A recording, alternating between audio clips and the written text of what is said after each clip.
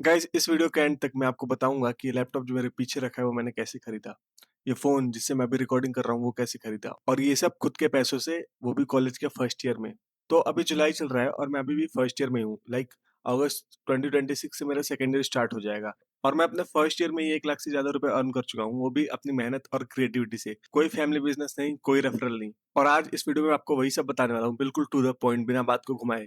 तो जब मैं एक बिगिनर था ना, तो मैं भी यूट्यूब पे जाके सर्च करता रहता था कि how to earn money as a student. And believe me, 90% YouTube videos में यही मिलता था कि ये स्किल सीख लो, ये सॉफ्टवेयर सीख लो, ये वेबसाइट है, यहाँ पे तुम्हें फ्रीलांसिंग के लिए गिग्स मिल जाएंगे। बट कोई ये नहीं बताता था कि अप्लाई कैसे करना है, तुम्हें क्लाइंट्स मिलते कैसे हैं, क्लाइंट से बात कैसे करनी है, कोल्ड डीएम कैसे भेजने हैं, कोल्ड ईमेल्स कैसे भेजने हैं। ये सब कोई नहीं बताता। तो इस वीडियो में मैं आपको वही सब बताने वाला हूँ, ए टू जेड। तो देखो, मेरा कॉलेज स्टार्ट हुआ था अगस्त 2025 में, पर मैंने कॉलेज जाना स्टार्ट किया था सितंबर में। और स्टार्टिंग के 1-2 हफ्ते में ही जब मैंने ट्रैवल एक्सपेंस, कैंटीन का खाना, ये सब के पैसे जोड़े तो अप्रोक्स 5000 हो रहे थे। एंड कॉलेज लाइफ है तो ऑब्वियसली दोस्तों के साथ रैंडम प्लान्स भी बन जाते हैं।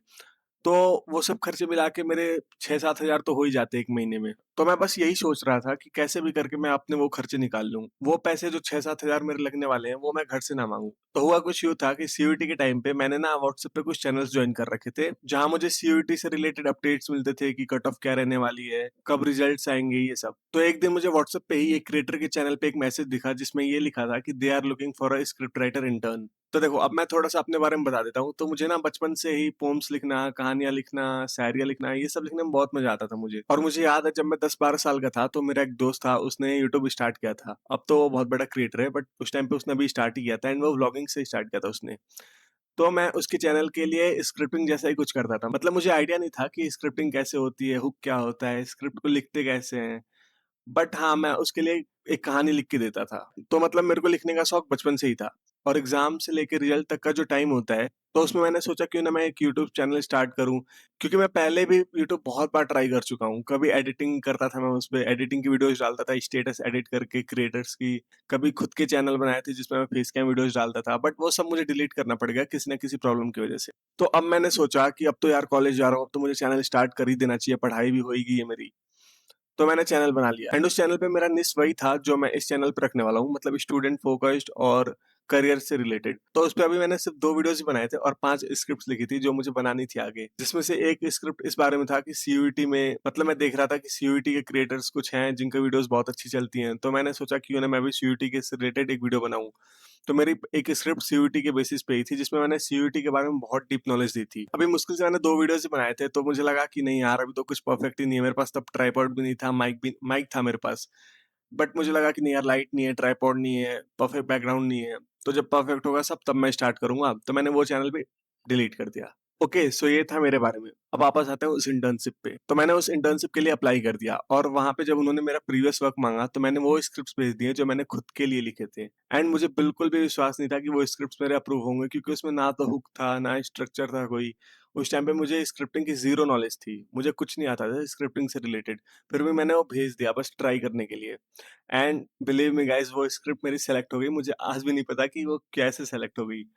मे बी शायद इसलिए हुई थी क्योंकि मैंने उसमें सीयूईटी की बहुत डीप नॉलेज दी थी एंड क्रिएटर को लगा होगा कि हाँ ठीक है, ये हमारे चैनल के लिए स्क्रिप्टिंग कर सकता है। और वहां से मुझे महीने के 2000 मिलने स्टार्ट हो गए। और मुझे आज भी याद है जब वो 2000 मेरे बैंक अकाउंट में आए थे, मुझे विश्वास ही नहीं हो रहा था। मैं बार बार चेक कर रहा था कि अरे नहीं, ऐसा तो हो ही नहीं सकता यार कि कोई मुझे मेरी क्रिएटिविटी के घर बैठे मुझे पैसे दे रहा है।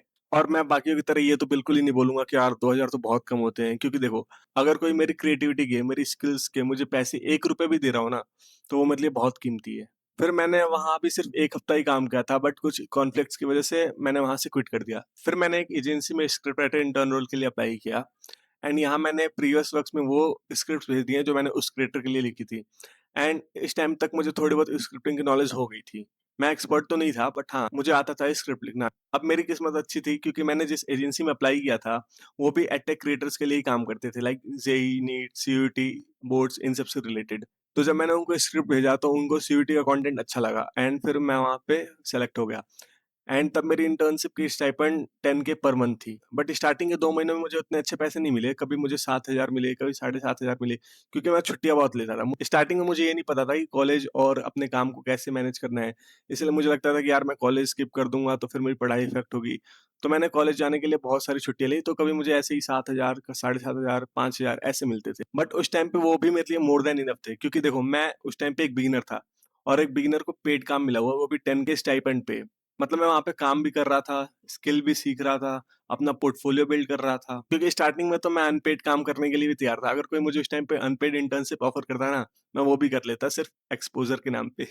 ओके, सो अक्टूबर से जनवरी तक मैंने उस एजेंसी में काम किया और साथ-साथ मैं कुछ यूट्यूबर्स के लिए फ्रीलांस स्क्रिप्ट राइटिंग भी करने लगा, जिससे मेरे महीने के 10-15 हज़ार आराम से बन जाते थे। उसके बाद अगले 3 महीने मैंने डिफरेंट डिफरेंट रोल्स ट्राई किए और अलग-अलग कंपनीज़ में। किसी कंपनी में मैंने स्क्रिप्टिंग की, किसी में मैंने कॉपी राइटिंग की, एक कंपनी में मुझे याद है मैं सोशल मीडिया मार्केटिंग इंटर्न था। और सबसे इम्पोर्टेंट बात, मुझे 20 साल की एज में ही कॉर्पोरेट लाइफ का एक्सपीरियंस हो गया, जो कि मेरे लिए बहुत बड़ी बात थी। मतलब मैंने जितनी भी ऑन साइट 2 ऑन साइट, एक ऑन साइट जॉब करा, एक ऑन साइट इंटर्नशिप करी एंड उन दोनों ही ऑफिस में मैं सबसे छोटा था वहाँ पे। एंड जहाँ पे मैं कॉपीराइटर था, वहाँ तो मैं फुल टाइम गया था एंड कुछ ऐसे इंटर्न्स थे जो मेरे से बड़े थे। वो ग्रेजुएट हो चुके थे बट वो इंटर्न की पोजीशन पे थे और मैं फुल टाइम पोजीशन पे था। तो ये मेरे लिए बहुत बड़ी बात थी उस टाइम पे। अब मैंने वो रोल्स कैसे सिक्योर किए, कैसे अप्लाई किया, कैसे मैं उस कंपनी में पहुँचा, ये सब मैं सेपरेट वीडियो में बात करूँगा। और अभी जैसे मैंने शुरू में बोला था कि ये लैपटॉप जो मैंने खरीदा है, ये 75,000 का है।